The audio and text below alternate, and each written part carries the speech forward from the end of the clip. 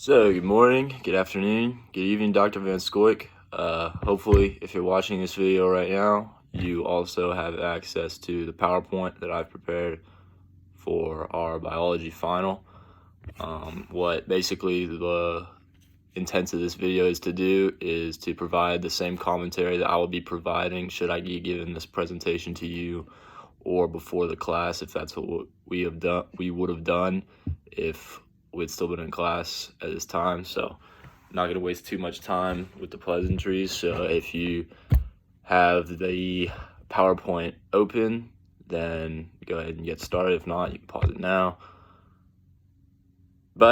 So now hopefully you have it open, so go ahead and get started. So basically the big question that I really was invested in investigating was, should abortions be allowed? And obviously this is something I'm going to touch on a lot later in the presentation, but obviously this issue spans a lot larger than just the biological sphere. But in this context of this presentation, I tried to focus on the science behind the scientific implications from a biological perspective that abortion provides to both the mother and to a potential fetus. So without further ado, first things first, what do we have to get into? Go ahead and click on to the next slide along with me. It'd be the definitions. So what we need to do is define the terms that we're going to be working with the most. I always like to use Merriam-Webster English Dictionary. Dictionary.com is, it's kind of like the Wikipedia of the dictionary sites. So I always like Merriam-Webster, pretty well respected. They define abortion as the termination of a pregnancy after accompanied by, resulting in, or closely followed by the death of an embryo or fetus. Sorry, this is a really tough slide. I try and follow the 7x7 rule, but basically I just like to have a baseline definition for everything that goes through, especially since the task is to pretend like you know nothing about biology. Fetus is defined as an unborn or unhatched vertebrate, especially after attaining the basic structural plan of its kind. So basically means that a fetus is defined as still being in the womb in the human sense of the word fetus, which is obviously what we're discussing when we're talking about abortion. It's in the womb, but it's already developing into a human form. It's not just, like an egg. So the biological relevance, if you click onto the next slide along with me, basically most abortions are performed surgically. Now, there are oftentimes medications that is administered along with this process, but almost all of the abortions are performed surgically with surgical instruments. Basically what happens is that this is shown here on the next slide, and I'll get into it then actually, but abortions are deemed safest when they're done during the first 12 weeks. The current law allows them to be performed up to about 24 to 27 weeks. And this study that I'm citing here basically translates to the biology of the fetus's nervous system development, and basically shows that it's highly unlikely that a fetus can feel pain prior to the final trimester of a pregnancy. Although there are people in the field who do oppose this, this is generally the findings that most studies find, is that it's highly unlikely that a fetus can feel pain prior to the final trimester of pregnancy, which is when the vast majority of abortions are performed. If you'll click on the next slide along with me, basically this diagram, you can't really read the words too well. I do apologize for that, but basically the point is not for you to see the words or the parts of, what's going on there. I think, as a biology professor, you really already know, but basically the idea is to just see what exactly is going on. Just seeing what I mean by surgically done, because there's not really necessarily like cutting open surgery. It's more like insertion and pulling out mainly, and that's also a video on that will be touched on later in the PowerPoint. But basically this is just to show what exactly is being done, the procedure that is actually being talked about here. If you click on the next slide with me, we're really gonna focus on the effect on the mother. And basically, the first and foremost effect on the mother that I tend to see when I research this topic is actually a mental health effect. Dr. Vincent Leroux, although he can be considered a biased individual because he does advocate against abortion, he may be doing so just because of his findings on this matter, or his findings may be based on his opposition to abortion. But he is a respected doctor, so his opinion should be at least considered. And basically, he coined the term PAS, and basically what that is it's a form of post-traumatic stress disorder that women are deemed to have after an abortion, most often of the time. The APA of psychology and the APA of psychiatry, however, do not actually recognize PAS as an actual physical syndrome. They just, consider it a form of PTSD. But there are studies that show that PAS, or not PAS necessarily, but post-traumatic stress disorder can be a result of an abortion, but it's not deemed to be at a very significantly high rate. But obviously there are health risks to the mother, and those will be discussed further along in this presentation. But basically, anytime that there's a pregnancy, there is a health risk to the mother as well. So in either case, really, whether you're going to have an abortion or not, there is a potential health risk to the mother in either case. So it's not like, you can say, and a lot of times a health risk to the mother as a result of the pregnancy is a reason to support the abortion for some people. So there really is a lot to consider. But as far as the biology goes, it is important to note that there is a health risk to the mother whenever you're inserting such instruments like that into, someone's body. If you go to the next slide, basically this is going to outline what the current law is and basically what the biology says about that. So the current law is based in biology, really, and it's based on viability outside the womb. Basically, the fetus or baby, I don't want to use either term to non-humanify it or humanify it too much, but basically it is the viability outside of the womb for that fetus. So basically whether or not it can exist outside of the womb without, existing within its mother. That is currently determined to be 27 weeks, according to basically the Roe v. Wade doctrine.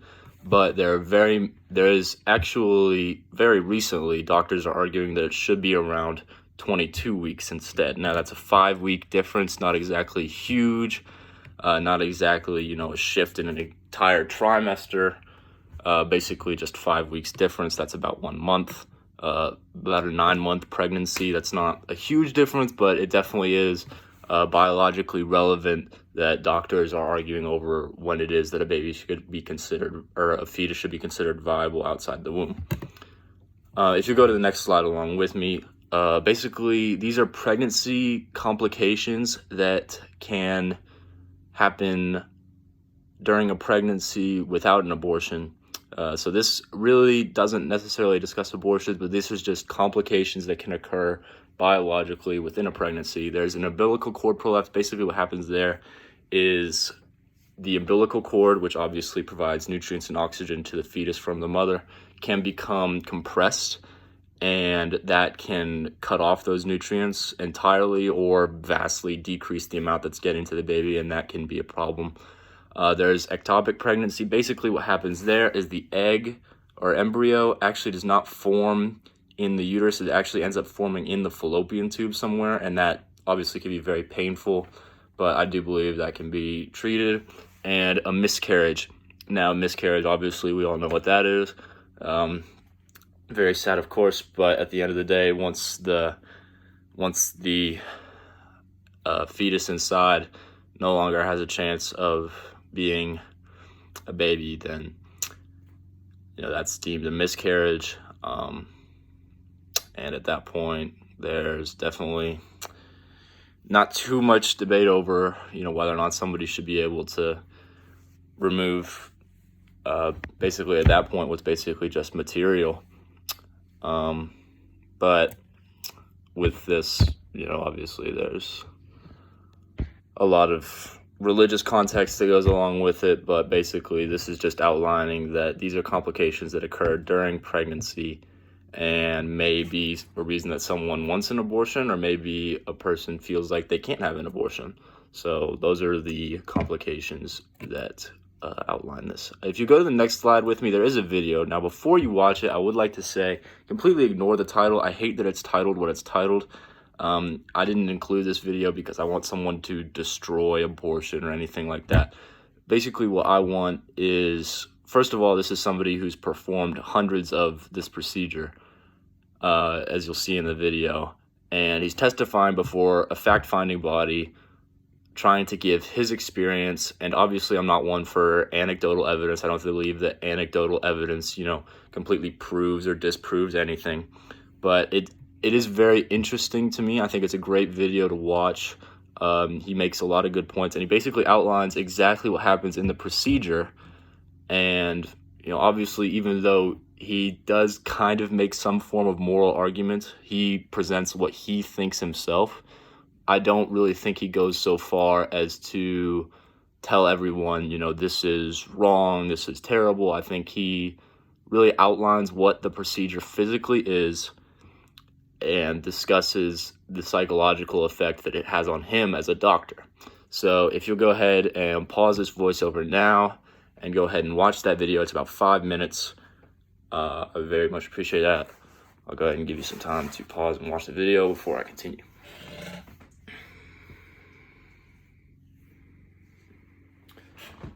All right, so assuming you just watched that video, obviously some good stuff in there. The guy, obviously has a story about how he adopted and his wife was infertile. And, hopefully you can understand, the process of an abortion. That's the main thing that I wanted to outline with that video. Obviously, the anecdote about his own life is tragic, but it does provide some context into his beliefs on abortion as a professional in the field. So moving on, this is the conclusion slide. And basically, obviously, I believe the first thing, even though it's the last thing written on the slide, I believe the main thing you need to realize in this conclusion is that the moral arguments, or all arguments surrounding abortion, really extend beyond the biological sphere. Biology is not going to completely say, this is right, this is wrong. Obviously, some people take it to a religious context. Some people take it to, a context where it's protecting family or something like that. The biology, however, states from the first three slides, or the first three bullets, on this slide, there are medical reasons to support abortion. If somebody has a miscarriage or any other case in which there are health risks to the mother, then obviously there are reasons to support abortion, at least in that case. Fetuses likely cannot feel pain during abortion. Again, this is the main findings of such studies, is that it is very unlikely they cannot feel pain. That's from a study at the University of California, San Francisco. I believe that was linked earlier in this presentation. However, there are risks to the mother during an abortion. Obviously, whenever you're inserting something like that, you can, obviously accidentally cut something open, infections, things like that. But also, if a mother gets infected during a pregnancy, that's a huge risk to the fetus during that time. So obviously there's a lot of things to consider, but the main thing I say when I put moral arguments stem beyond the biological sphere is that there is no, the biology is not going to necessarily state that this is right or wrong, especially when there's so many things that it's tough to tell. It's tough to tell, exactly, when the nervous system is developed. And some people say they don't support abortion because it's cruel. Well, the fetus can't feel pain until 24 weeks, but also its heart's developing. You can feel a heartbeat with special instruments by the time it's at 12 weeks. So, which one's more important to you? Things like that. Those are the biological facts within it. But at what point a certain individual, or at what point we as a society should be considering that to be life, that's really up to a lot of debate, and that's why the nation is so polarized on this issue. But I really do hope that I've given you some good insight as to the biology around an abortion. Obviously, this was a tough task to do, but honestly, this is the thing that biologically I'm most interested in. And obviously, I don't want to get into, my own moral standings or anything like that. I want to demonstrate that I have knowledge of the biology behind this issue. And I believe that during my research, I actually uncovered a lot of things that I didn't previously know. For example, I didn't know that the heartbeat was already there at 12 weeks. And I didn't know that, a lot of times when you discuss an abortion, it's basically just regarded as someone doing something for an unwanted pregnancy, really. And that's not necessarily the case. An abortion also is an umbrella term that also covers, the termination of a pregnancy that, went wrong somewhere, such as a miscarriage or something to that effect. So I think there's definitely things that I learned when I was looking through this. I hope there's something that you learned hearing my presentation and looking at these slides. If you go to the next slide, all my works are cited. Those are the things I looked at, and obviously the video that you watched earlier. So I hope you enjoyed this. I enjoyed your class this semester. Our study group had a great time joking about how we were going to do all of our PowerPoints. So I hope you enjoy your summer. I hope you enjoy my presentation. Have a good day. Have a good